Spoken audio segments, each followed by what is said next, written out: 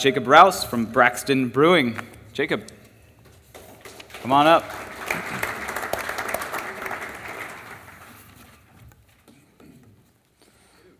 Good, how are you? Welcome back. Thanks, Welcome man. back to the stage. Yeah. Thanks so much. So you got 3 minutes and your clicker and your time begins there. All right, fantastic. Like so many American companies, the garage was the beginning for Braxton. And frankly, after Evan, my father, my mother, dropped me off at Indiana University and we moved into my dorm my freshman year, we took a trip to Upland. And there, my brother, being engineering inclined, really took hold of the idea that he could brew his own beer. And the 2.5-hour drive back from Bloomington, Indiana to Cincinnati, he ordered a homebrew kit and told my dad that they would begin brewing. And our garage on Braxton Drive converted into 9 taps. We spent 18 months after I graduated from IU and spent 4 years in software developing what would become Braxton Brewing Company. And Chris said, welcome back, because 2 years ago, before we were open, I stood right here and told you guys what we were going to do. Our role and ride to getting to this point has been unbelievable. We launched a Kickstarter campaign that still to this day is the most successfully funded Kickstarter campaign on the platform, and our goal was to do one thing: blend technology into tradition. So what are you drinking? We launched just 9 weeks ago, March 27th, with 4 beers: Storm, Crankshaft, Deadblow, and Sparky, everything originating from thoughts or feelings in the garage. And what you're drinking today is Storm, our golden cream ale. It's the first beer Evan ever brewed in the garage 6 years ago, and we've brought to life actually to be our best-selling beer, making up approximately 30% of our sales. We're fortunate that Storm actually won silver at the Commonwealth Cup at All Tech Brewing Challenge, and our IPA actually won gold, just being in business for 9 weeks. So how does tech play into it? Well, we developed a mobile application that has 500 downloads that we launched just 6 weeks ago, with 250 people logging into that app every single day to learn more about our brand. And our tap room brings everything to life, literally living out what we call our garage, inviting people from all walks of life to spend time and try our beers. But what's most different about our tap room is that we literally have built it for the entrepreneur. Like ourselves, we believe in being able to provide a space that can have a multi-use to it, and we've seen many companies, as you see on the right of this slide, use the space for itself. We wired it with gig internet. We provide whiteboards on the wall, as you see here, and on Tuesday of next week, we'll actually roll out a coffee program where entrepreneurs can use the space in the morning to try to change the world. We've been really, really fortunate that people have latched onto our story today, and we're unbelievably blown away about what's coming next. 9 weeks in, we're completely brewing at capacity. We're on tap at 50 locations in Northern Kentucky only, planning to launch in Cincinnati by Q3. And we have actually already ordered 2 80-barrel fermenters to increase our capacity by 190% while adding a veteran brewer. There's one more piece of this story that's truly phenomenal. Evan's mentor, 34-year brew veteran Richard Dubé, used to be a VP of Quality Control at Anheuser-Busch. He did We got most of it. Yeah. I was worried about time. Got hit by the train, That's so all right. We'll take it. Yeah. So what do you guys think of Braxton? I mean, very well polished. 2 years ago, you guys were in planning, so you've definitely come a long way. What are you guys' thoughts, Carmen? We'll start with you. Yeah, I think that overall, like, polished is a really good adjective for it. I think that's how I would describe it.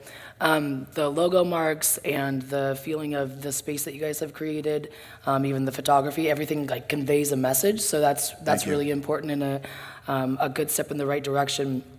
I'm curious about the technology part of the brand story, and actually curious to hear from some of the guys, the brewing team, about how that lends to or distracts from credibility with the beer, because we're seeing technology play more and more a role, and I'm just curious like how those two things live together. Yeah, for us, it lives really, really well together. Like I said, we launched that mobile application where we've seen already 500 people download it. We actually have live interactive social media screens in the tap room too. And what we've really seen is it gives people a way to connect with our brand in an entirely new way.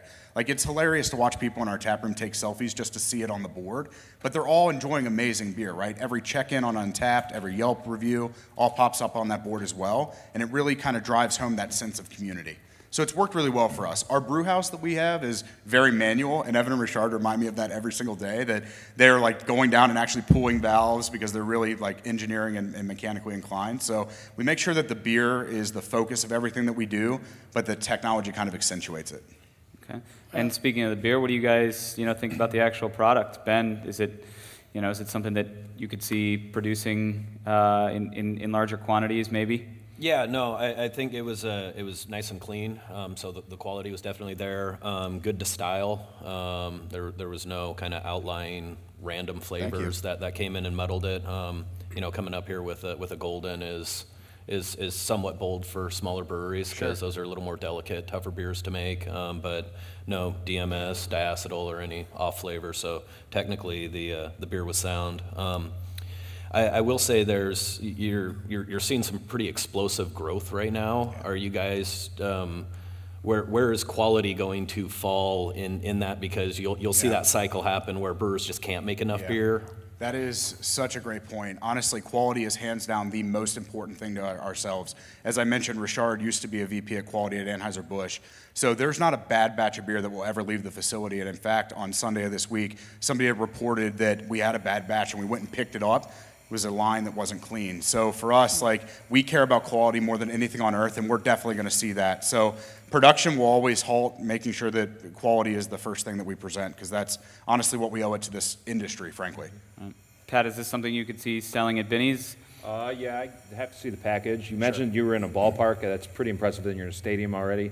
I assume it's a can then. It's actually draft. Draft only right now. We hope to be in can by the end of the year. Okay, is can your only package focus, or you're in glass too? We'll do glass as well, but it'll be more of the bomber type style. Okay. At least in the beginning.